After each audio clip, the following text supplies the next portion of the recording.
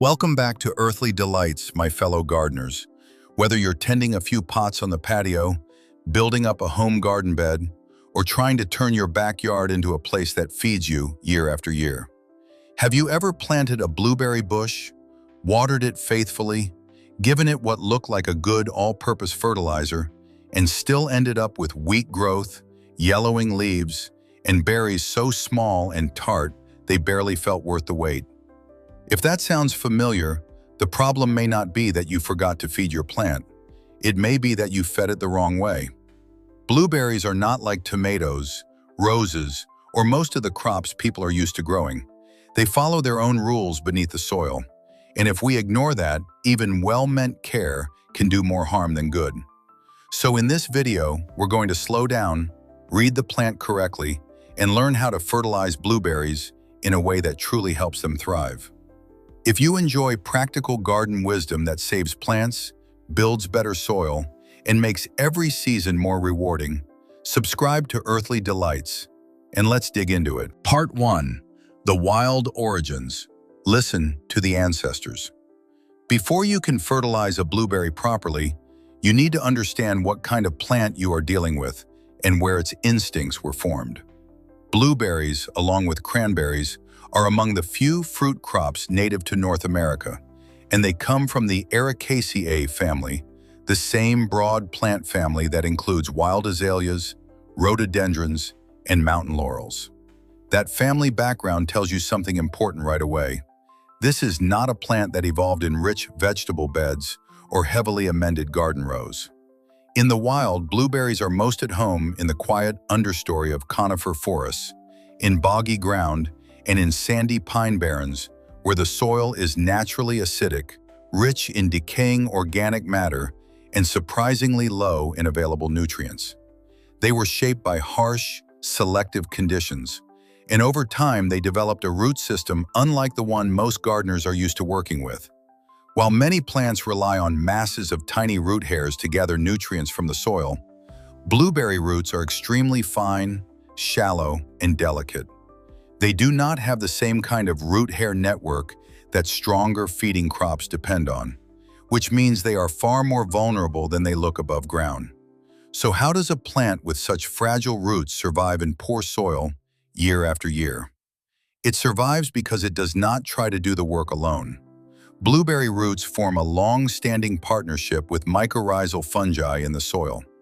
These fungal threads attach themselves to the roots and act like a living extension of the plant, helping it reach water and nutrients that would otherwise remain out of reach. That underground relationship is one of the real secrets to healthy blueberry growth, and it is often the part gardeners never see.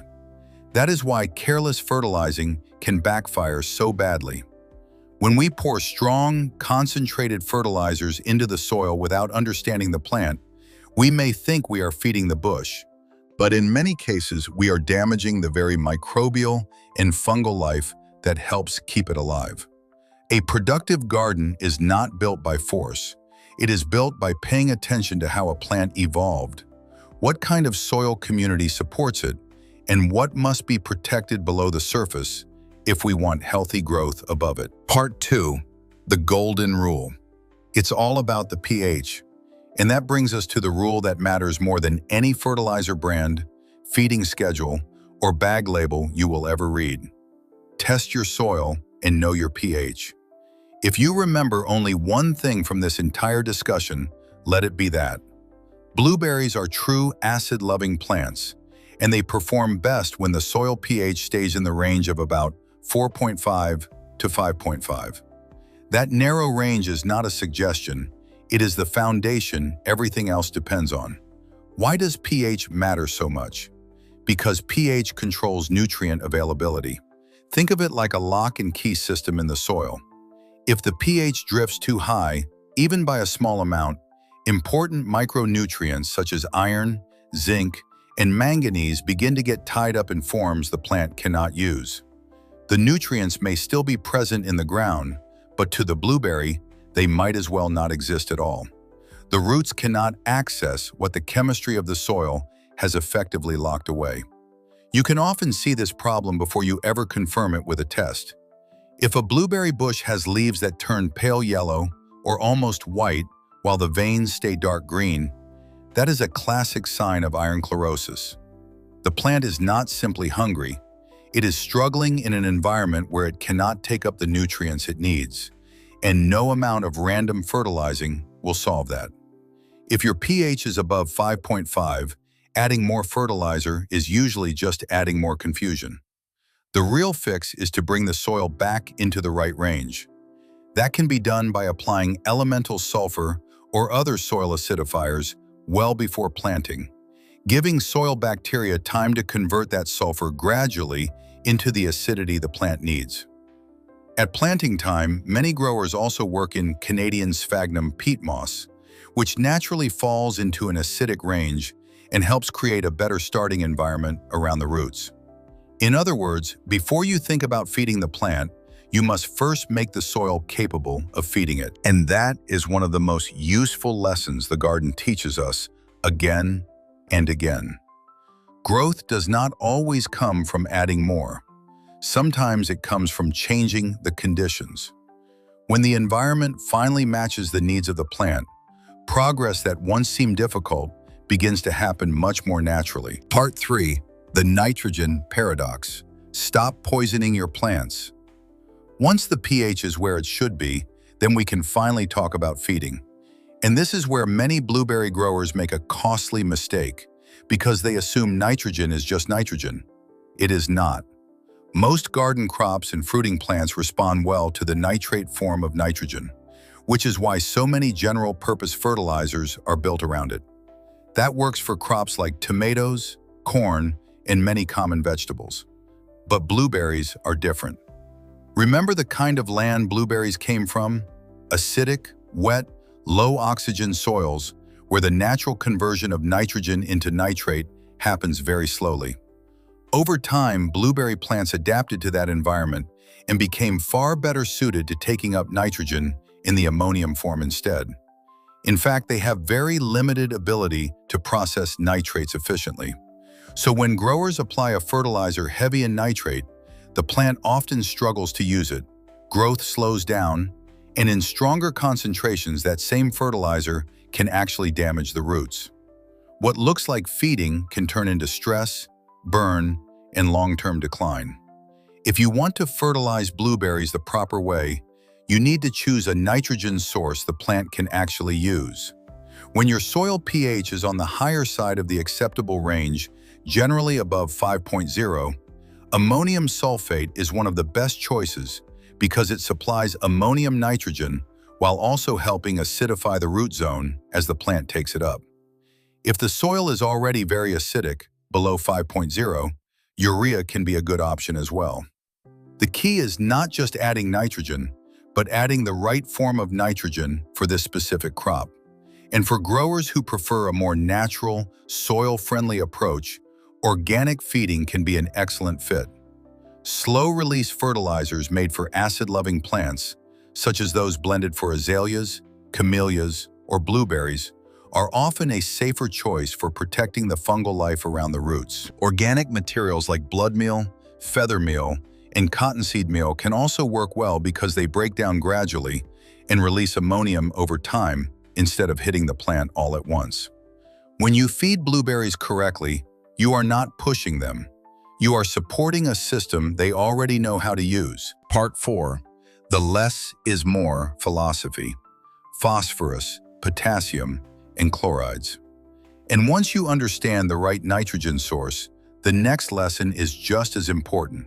With blueberries, more fertilizer does not mean more fruit. That idea has misled a lot of gardeners. Excess nitrogen can push the plant into producing too much soft, weak shoot growth, and that often comes at the expense of flowering, fruiting, and overall balance. In severe cases, over-fertilizing can stress the plant so badly that it sets it back instead of helping it along. Blueberries also do not need heavy amounts of phosphorus and potassium compared with many other shrubs. In fact, too much phosphorus can create the very kind of nutrient problems you are trying to prevent by tying up iron and zinc in the soil. So if the leaves are pale and the plant looks weak, Dumping on extra fertilizer without understanding the cause can make the situation worse rather than better. Potassium deserves special attention because there is one form that blueberry growers need to avoid completely: potassium chloride, also known as muriate of potash. Blueberries are highly sensitive to chloride, and that chloride can scorch the plant fast, burning leaf margins and contributing to a broader decline that is hard to reverse. If potassium is needed, potassium sulfate is the safer and more appropriate source. How you apply fertilizer matters too. Blueberry roots sit close to the surface and spread outward in a delicate network, so never heap fertilizer against the base of the plant. That area is too sensitive, and concentrated feeding there can do real harm. Instead, apply the fertilizer in a broad ring around the drip line, where the outer canopy reaches, and then water it in well so it moves gently into the root zone. And while you are caring for the plant, resist the urge to dig or cultivate deeply around it. Go more than a couple of inches down, and you risk tearing through the very roots the bush depends on to survive and produce. With blueberries, careful, moderate, well-placed feeding will always outperform a heavy hand. Part 5. The blueprint for feeding. Timing is everything. Once you know what to feed, the next question is when to feed, because timing matters almost as much as the fertilizer itself. With blueberries, we do not fertilize on impulse. We feed in step with the plant's natural rhythm, when it is actually ready to use that energy well. The first rule is simple, and it saves a lot of young plants from unnecessary stress. If you have just planted a new blueberry bush, do not fertilize it right away. Those roots are tender, shallow, and still trying to settle into unfamiliar ground. Let the plant establish first. In some cases, after a month or so, once you see a healthy flush of new leaves, you can use a very small amount of fertilizer. But in many gardens, the safer choice is to wait until the second year before doing any real feeding. For established plants, I like to think in terms of 3 well-timed feedings spread across the growing season. The first comes at bud break in early spring, right when those tight buds begin to swell and show green. That is the moment the bush is waking up and drawing on stored energy, and a proper feeding helps support that first wave of growth. The second comes about 6 weeks later, around petal fall and fruit set, when the blossoms have dropped and tiny berries are beginning to form. At that stage, the plant is shifting from making foliage to building fruit, and it benefits from another measured application. The third and final feeding comes after harvest, in midsummer, when the crop is finished and the bush needs help recovering and storing energy for next year's flower buds. But there is a line you do not want to cross. Do not fertilize late in the season. In colder regions, especially in USDA zones 4 through 7, nitrogen applications should usually stop by mid-July.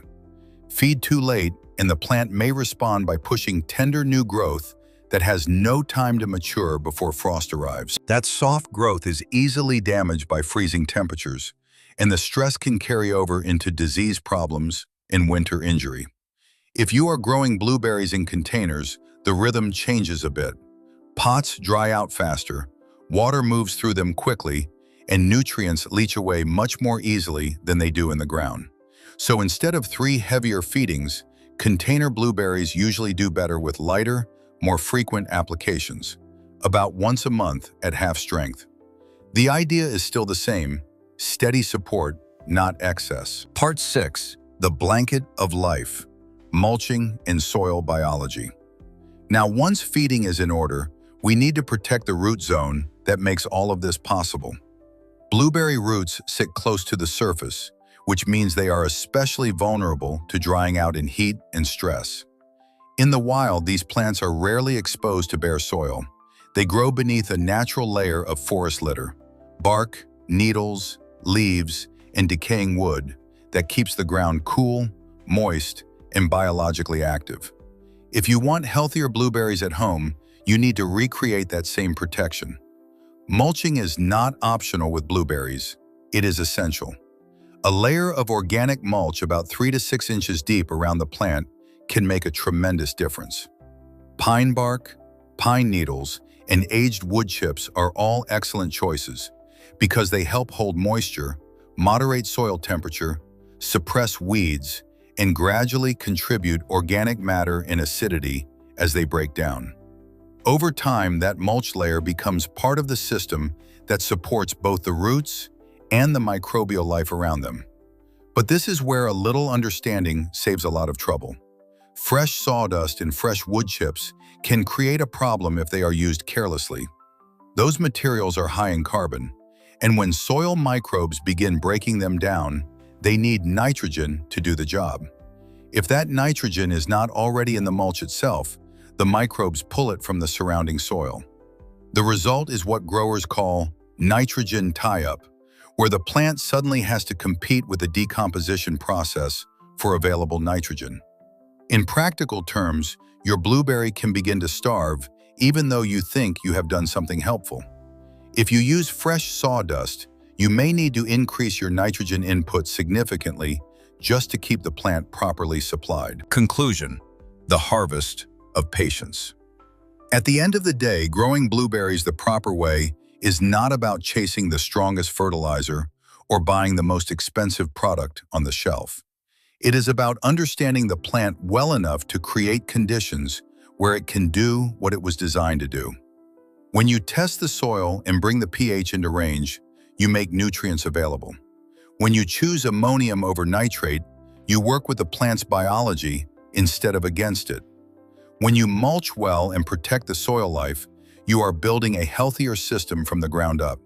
And when it all comes together, the signs are easy to recognize. The plant pushes 6 to 12 inches of healthy new growth each year. The leaves hold a rich, even green color. The branches carry full clusters of larger, sweeter berries, and the bush looks balanced instead of stressed. That is when you know you are no longer guessing. You are growing with purpose. Gardening has a way of teaching the same lesson over and over. Real success comes when we stop trying to overpower nature and start learning how to read it.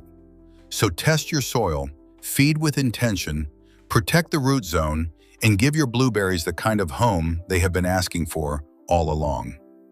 If you enjoyed this deep dive, subscribe to Earthly Delights, share this video with another gardener, and let me know in the comments what has been your biggest challenge with blueberries so far. Until next time, keep your hands in the dirt, keep building better soil, and keep enjoying the earthly delights all around you. Happy growing!